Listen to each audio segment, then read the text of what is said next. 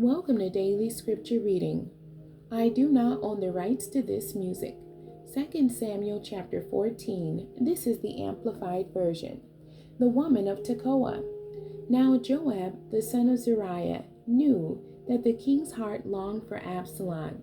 So Joab sent word to Tekoa, and had a wise woman brought from there, and told her, "Please pretend to be a mourner, and put on mourning clothes, and do not anoint yourself with oil, but act like a woman who has for many days been in mourning for the dead. Then go to the king and speak to him in this way." So Joab told her what to say. When the woman of Tekoa spoke to the king, she bowed with her face to the ground and lay herself down, and said, "Help, O king." The king asked her, "What is the matter?" She said, "Truly, I am a widow. My husband is dead. Your maidservant had 2 sons, but the 2 of them struggled and fought in the field. There was no one to separate them, so one struck the other and killed him. Now behold, the entire family has risen against your maidservant, and they say, 'Hand over the one who killed his brother, so that we may put him to death, to pay for the life of his brother, whom he killed, and destroy the heir also.' By doing this, they will extinguish my coal that is left, leaving my husband without a name or remnant, heir on the face of the earth."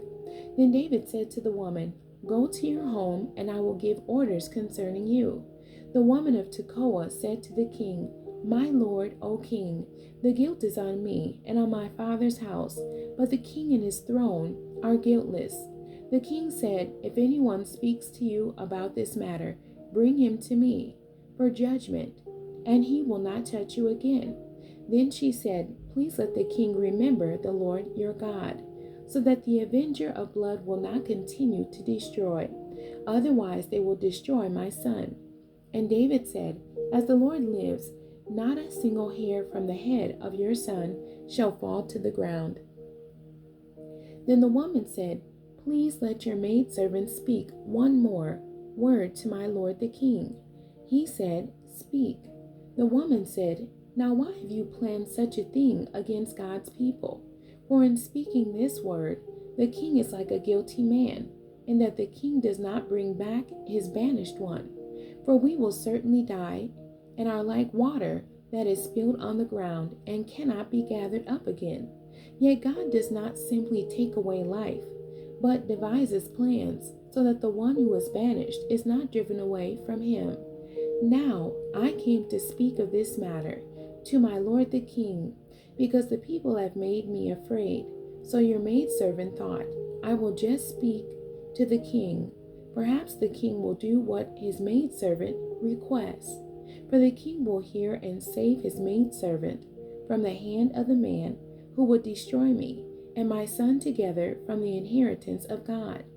Then your maidservant said, "Please let the word of my lord the king be comforting. For my lord the king is as the angel of God to discern good and evil. May the Lord your God be with you." Then the king answered and said to the woman, "Do not hide from me anything that I ask you."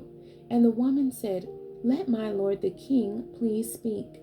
The king said, "Is the hand of Joab with you in all of this?" And the woman answered, "As your soul lives, my lord the king, no one can turn to the right or to the left from anything that my lord the king has said. Indeed, it was your servant Joab who commanded me. He put all these words in the mouth of your maidservant in order to change the appearance of things between Absalom and you, his father.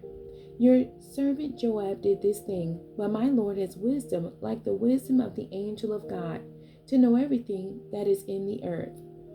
Absalom is recalled. Then the king said to Joab, "Listen, I will most certainly do this thing. Now go, bring back the young man Absalom." Joab bowed his face toward the ground and lay himself down and blessed the king. Then Joab said, "Today your servant knows that I have found favor in your sight, my lord, O king, and that the king has done the request of his servant." So Joab got up, went to Geshur, and brought Absalom to Jerusalem.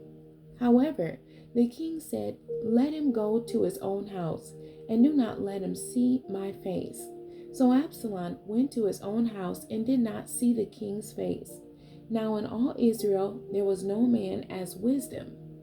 Now in all Israel there was no man as handsome as Absalom, so highly praised for that, from the sole of his foot to the crown of his head. And there was no blemish in him when he cut the hair of his head, for at the end of each year he cut it, because its weight was heavy on him. He weighed the hair of his head at 200 shekels by the king's weight. To Absalom were born 3 sons and 1 daughter, whose name was Tamar. She was a beautiful woman. Absalom lived 2 full years in Jerusalem without seeing the king's face. So Absalom sent for Joab to send him to the king, but he would not come to him. Even when he sent again a second time, he still would not come. Therefore Absalom said to his servants, "See, Joab's property is near mine, and he is barely there. Go and set it, and he has barley there. Go and set it on fire." So Absalom's servants set the field on fire. Then Joab took action and went to Absalom at his house and said to him, "Why did your servant set my field on fire?" Absalom answered Joab, "I sent for you, saying, 'Come here, so that I may send you to the king to ask, why have I come back from Geshur?